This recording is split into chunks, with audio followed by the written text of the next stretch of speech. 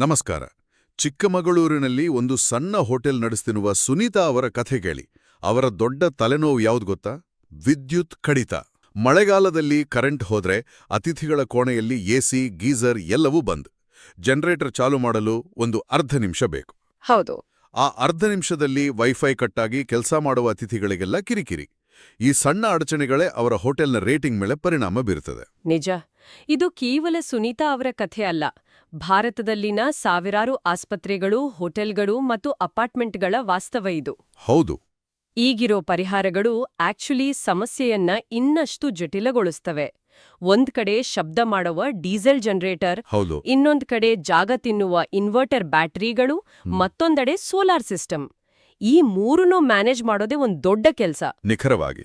ಆದ್ರೆ ನಮ್ಮ ಕೈಯಲ್ಲಿರುವ ಕೆಲವು ದಾಖಲೆಗಳು ಈ ಎಲ್ಲಾ ಸಮಸ್ಯೆಗಳಿಗೆ ಒಂದೇ ಪರಿಹಾರ ಇದೆ ಅಂತ ಹೇಳುತ್ತೆ. ಪ್ಯೂರ್ ಪವರ್ 30.0 ಅನ್ನೋ ತಂತ್ರಜ್ಞಾನ. ಈ ಪ್ಯೂರ್ ಪವರ್ 30.0 ನಿಜವಾಗ್ಲೂ ಪ್ರತಿಯೊಂದು ವಿಭಾಗದಲ್ಲೂ ಅಂದ್ರೆ ಬ್ಯಾಕಪ್, ಸೋಲಾರ್, ಉಳಿತಾಯ ಶ್ರೇಷ್ಠವಾಗಿದೆಯಾ ಅಥವಾ ಎಲ್ಲದರಲ್ಲೂ ರಾಜಿ ಮಾರ್ಕೊಂಡಿದೆಯಾ? ಇದು ಬಹಳ ಮುಖ್ಯವಾದ ಮತ್ತು ನ್ಯಾಯಯುತವಾದ ಪ್ರಶ್ನೆ. ಈ ಸಿಸ್ಟಮ್ನ ವಿನ್ಯಾಸದ ಹಿಂದಿರೋ ತತ್ವವೇ ರಾಜಿ ಇಲ್ಲದ ಏಕೀಕರಣ. ಓಕೆ. ಇದು 3 ಹಳೆಯ ಪ್ರತ್ಯೇಕ ಸಿಸ್ಟಮ್ಗಳನ್ನ ಕೇವಲ ಬದಲಾಯಿಸಲ್ಲ, ಬದಲಾಗಿ ಅವುಗಳಿಗಿಂತ ಉತ್ತಮವಾಗಿ ಕೆಲಸ ಮಾಡುತ್ತೆ. ಮೊದಲನೇದಾಗಿ ಡೀಸೆಲ್ ಜನರೇಟರ್. ಸರಿ. ಪ್ಯೂರ್ ಪವರ್ 30.0 ಸಂಪೂರ್ಣವಾಗಿ ನಿಶ್ಶಬ್ದ. ಇದರಲ್ಲಿ ಚಲಿಸುವ ಭಾಗಗಳೇ ಇಲ್ಲ. ಓ. ಅಂದ್ರೆ ಸುನೀತಾ ಅವರ ಹೋಟೆಲ್ನಲ್ಲಿ ಜನರೇಟರ್ ಪಕ್ಕದ ಕೋಣೆಯ ಅತಿಥಿಗಳಿಂದ ಇನ್ನು ಮುಂದೆ ದೂರುಗಳೇ ಬರಲ್ಲ. ಜೊತೆಗೆ ಡೀಸೆಲ್ ಖರ್ಚು ಮತ್ತು ಹೊಗೆಯ ಮಾಲಿನ್ಯ ಸಂಪೂರ್ಣವಾಗಿ ಶೂನ್ಯ. ಸರಿ. ಶಬ್ದ ಮತ್ತು ಮಾಲಿನ್ಯದಿಂದ ಮುಕ್ತಿ ಸಿಕ್ತು. ಇದು ದೊಡ್ಡ ವಿಷಯ. ಇನ್ನು ಸಾಂಪ್ರದಾಯಿಕ ಇನ್ವರ್ಟರ್ ಮತ್ತೆ ಬ್ಯಾಟರಿಗಳ ಕಥೆಯೇನು? ಅವುಗಳು ದೊಡ್ಡ ಜಾಗ ತಗೊಳ್ತಾವಲ್ಲ? ಖಂಡಿತ. ಇದು ಎರಡನೇ ಸಿಸ್ಟಮ್ ಅನ್ನ ಬದಲಾಯಿಸುತ್ತೆ. ಸಾಂಪ್ರದಾಯಿಕ ಇನ್ವರ್ಟರ್ ಮತ್ತು ಲೆಡ್ ಆಸಿಡ್ ಬ್ಯಾಟರಿಗಳು. ಆ ಹಳೆಯ ಬ್ಯಾಟರಿಗಳಿಗೆ ಹೋಲಿಸಿದ್ರೆ ಇದರಲ್ಲಿರೋ ಲಿಥಿಯಂ ಅಯಾನ್ ಬ್ಯಾಟರಿಗಳು ಅರ್ಧದಷ್ಟು ಜಾಗದಲ್ಲಿ ಹೆಚ್ಚು ಶಕ್ತಿಯನ್ನ ಸಂಗ್ರಹಿಸುತ್ತವೆ. ಓ, ಅರ್ಧದಷ್ಟು ಜಾಗದಲ್ಲಿ? ಹೌದು. ಮತ್ತು ಅವುಗಳ ಬಾಳಿಕೆ 3 ಪಟ್ಟು ಹೆಚ್ಚು.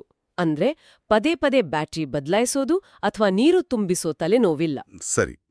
ಮೂರನೇದಾಗಿ, ಇದು ಗ್ರಿಡ್ ಟೈಡ್ ಸೋಲಾರ್ ಇನ್ವರ್ಟರ್ನ ಅಗತ್ಯವನ್ನೇ ತೆಗೆದುಹಾಕುತ್ತೆ. ಸಾಮಾನ್ಯವಾಗಿ ಸೋಲಾರ್ ಹಾಕ್ಸಿದ್ರೆ ಅದಕ್ಕೆ ಅಂತ ಒಂದು ಪ್ರತ್ಯೇಕ ಇನ್ವರ್ಟರ್ ಬೇಕು. ಹೌದು.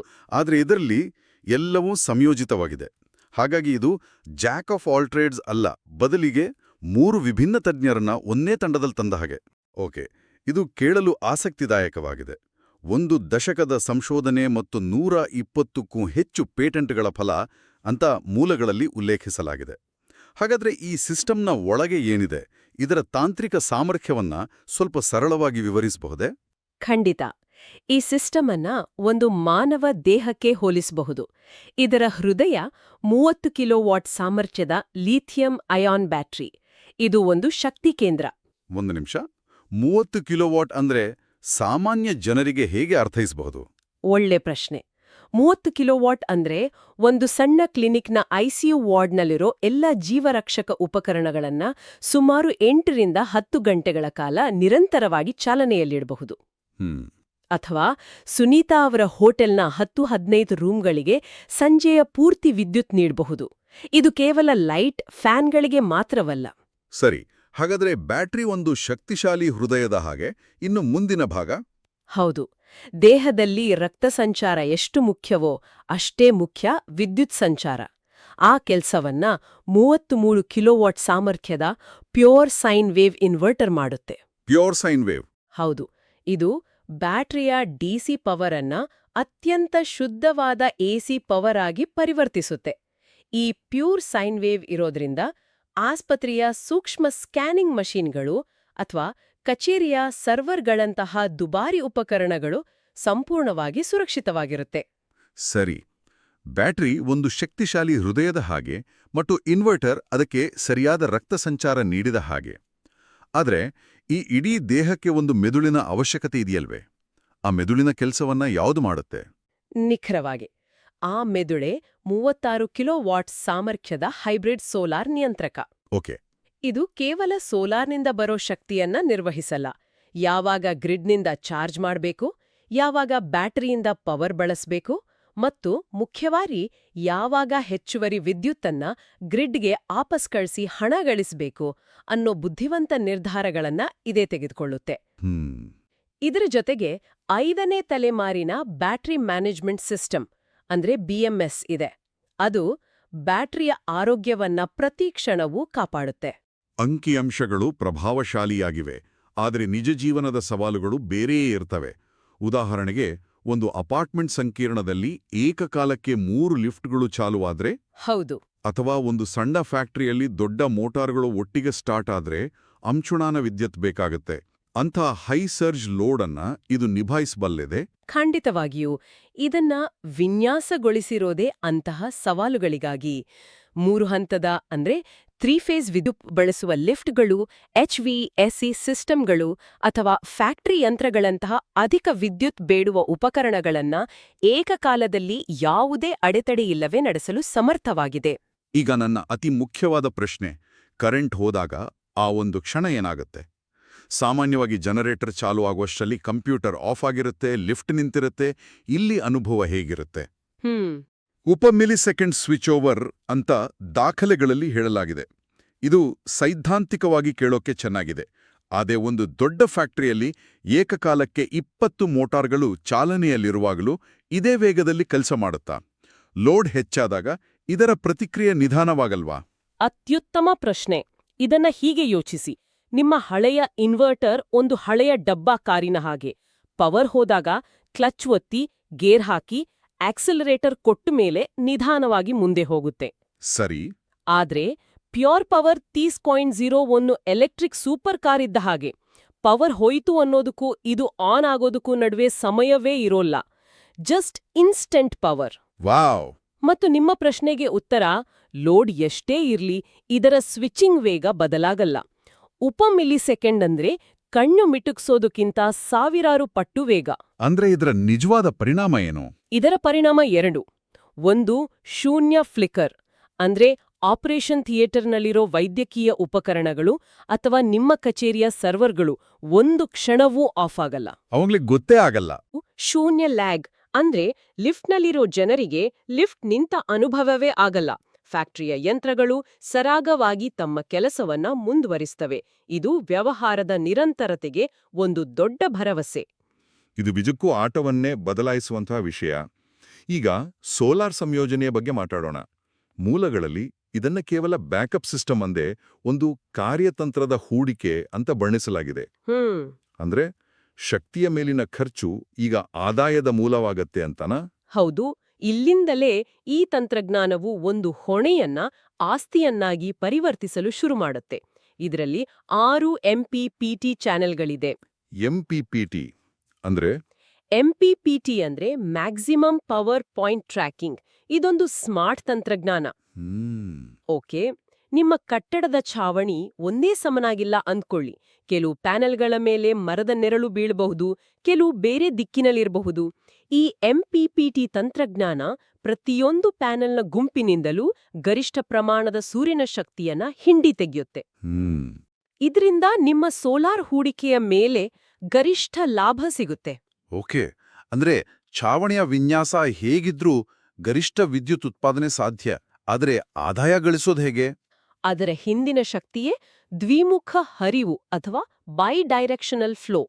ಹಗಲಿನಲ್ಲಿ ನಿಮ್ಮ ಸೋಲಾರ್ ಪ್ಯಾನೆಲ್ಗಳು ನಿಮ್ಮ ಅಗತ್ಯಕ್ಕಿಂತ ಹೆಚ್ಚು ವಿದ್ಯುತ್ ಉತ್ಪಾದಿಸಿದ್ರೆ, ಹೌದು, ಈ ಸಿಸ್ಟಮ್ ಆ ಹೆಚ್ಚುವರಿ ವಿದ್ಯುತ್ತನ್ನ ಗ್ರಿಡ್ಗೆ ರಫ್ತು ಮಾಡುತ್ತೆ. ಅಂದ್ರೆ ನಿಮ್ಮ ವಿದ್ಯುತ್ ಮೀಟರ್ ಅಕ್ಷರಶಃ ಹಿಂದೆ ತಿರುಗುತ್ತೆ. ವಾವ್! ಅಂದ್ರೆ ಬಿಲ್ ಕಡಿಮೆ ಆಗುತ್ತಾ?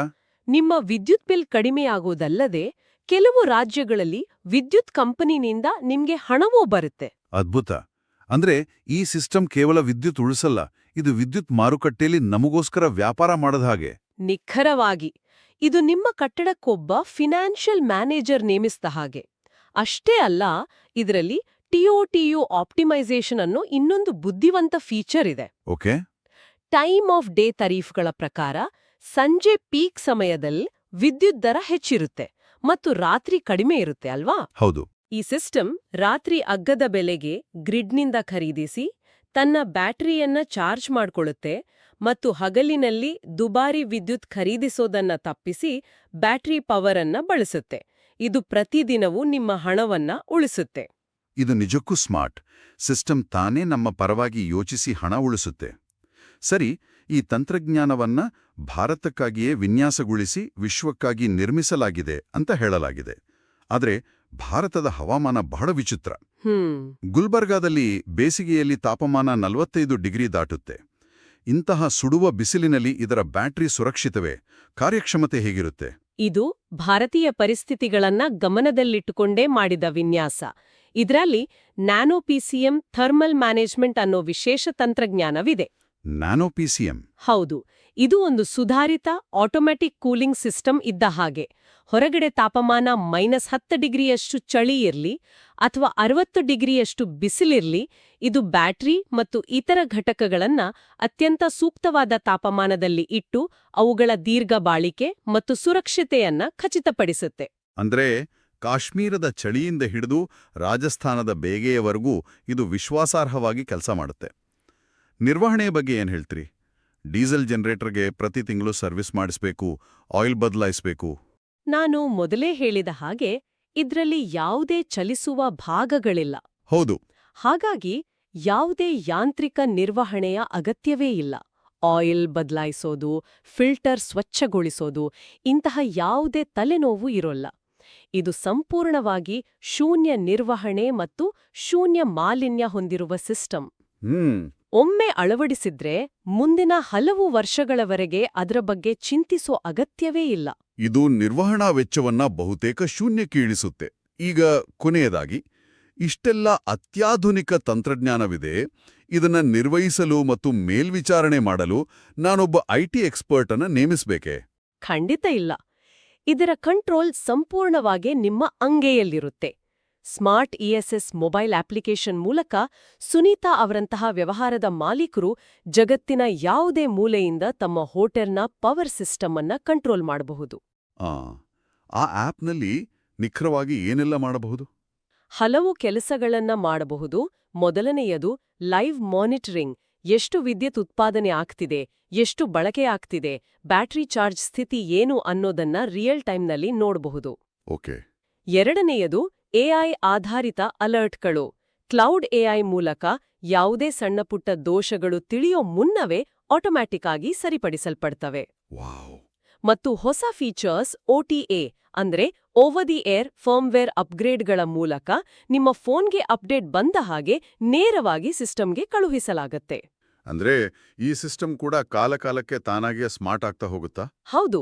ಮತ್ತು ಮೂರನೆಯದಾಗಿ ಎನರ್ಜಿ ಆಡಿಟಿಂಗ್. ಈ ಆಪ್ ವಿವರವಾದ ಬಳಕೆಯ ರಿಪೋರ್ಟ್ಗಳನ್ನ ಕೊಡುತ್ತೆ. ಯಾವ ಉಪಕರಣ ಹೆಚ್ಚು ವಿದ್ಯುತ್ ಬಳಸ್ತಿದೆ ಅಂತ ವಿಶ್ಲೇಷಿಸಿ ವಿದ್ಯುತ್ ಬಳಕೆಯನ್ನ ಇನ್ನಷ್ಟು ಉತ್ತಮಗೊಳಿಸಿ ವೆಚ್ಚವನ್ನ ಗರಿಷ್ಠವಾಗಿ ಉಳಿಸಲು ಇದು ಸಹಾಯ ಮಾಡುತ್ತೆ. ಒಟ್ಟಿನಲ್ಲಿ ಸಂಪೂರ್ಣ ಕಂಟ್ರೋಲ್, ಪಾರದರ್ಶಕತೆ ಬಳಕೆದಾರರ ಕೈಯಲ್ಲಿರುತ್ತೆ. ಹಾಗಾದ್ರೆ ಇಂದಿನ ನಮ್ಮ ಚರ್ಚೆಯನ್ನ ಒಟ್ಟಾಗಿಸೋದಾದ್ರೆ, ಪ್ಯೂರ್ ಪವರ್ 30.0 ಕೇವಲ ವಿದ್ಯುತ್ ಕಡಿತಕ್ಕೆ ಪರಿಹಾರವಲ್ಲ. ಅಲ್ಲವೇ ಅಲ್ಲ. ಇದು ಡೀಸೆಲ್ ಮೇಲಿನ ಅವಲಂಬನೆಯನ್ನ ತಪ್ಪಿಸುತ್ತೆ, ಗರಿಷ್ಠ ಬೇಡಿಕೆಯ ಶುಲ್ಕಗಳನ್ನ ಅಂದರೆ ಪೀಕ್ ಚಾರ್ಜಸ್ ಅನ್ನ ನಿವಾರಿಸುತ್ತೆ ಮತ್ತು ಸೋಲಾರ್ ಮೂಲಕ ಆದಾಯ ಗಳಿಸುವ ಅವಕಾಶವನ್ನು ನೀಡುವ ಒಂದು ಸಂಪೂರ್ಣ ಶಕ್ತಿ ನಿರ್ವಹಣಾ ವ್ಯವಸ್ಥೆ. ಸಂಪೂರ್ಣವಾಗಿ ಒಪ್ಪುತ್ತೇನೆ. ಇದು ವಿದ್ಯುತ್ ಸಮಸ್ಯೆಗೆ ಕೇವಲ ಉತ್ತರ ನೀಡುವುದಿಲ್ಲ. ಇದು ಶಕ್ತಿಯನ್ನು ಒಂದು ನಿರಂತರ ಖರ್ಚು ಮತ್ತು ಹೊಣೆಯಿಂದ ಒಂದು ಬುದ್ಧಿವಂತ, ಆದಾಯ ತರುವ ಆಸ್ತಿಯನ್ನಾಗಿ ಪರಿವರ್ತಿಸುತ್ತದೆ. ಅತ್ಯುತ್ತಮವಾಗಿ ಹೇಳಿದಿರಿ. ಹಾಗಾದ್ರೆ ಕೇಳುಗರಿಗೆ ಒಂದು ಅಂತಿಮ ಚಿಂತನೆ. ಒಂದು ವ್ಯವಹಾರದ ವಿದ್ಯುತ್ ವ್ಯವಸ್ಥೆಯು ಹೀಗೆ ಬುದ್ಧಿವಂತ ಮತ್ತು ಆದಾಯ ಉತ್ಪಾದಿಸುವ ಆಸ್ತಿಯಾಗಬಹುದಾದರೆ, ಒಂದು ಸಂಸ್ಥೆಯಲ್ಲಿನ ಬೇರೆ ಯಾವ ಸಾಂಪ್ರದಾಯಿಕ ವೆಚ್ಚಗಳನ್ನ ತಂತ್ರಜ್ಞಾನದ ಮೂಲಕ ಇದೇ ರೀತಿ ಲಾಭದಾಯಕ ಹೂಡಿಕೆಗಳನ್ನಾಗಿ ಪರಿವರ್ತಿಸಬಹುದು? ಯೋಚಿಸಬೇಕಾದ ವಿಷಯ.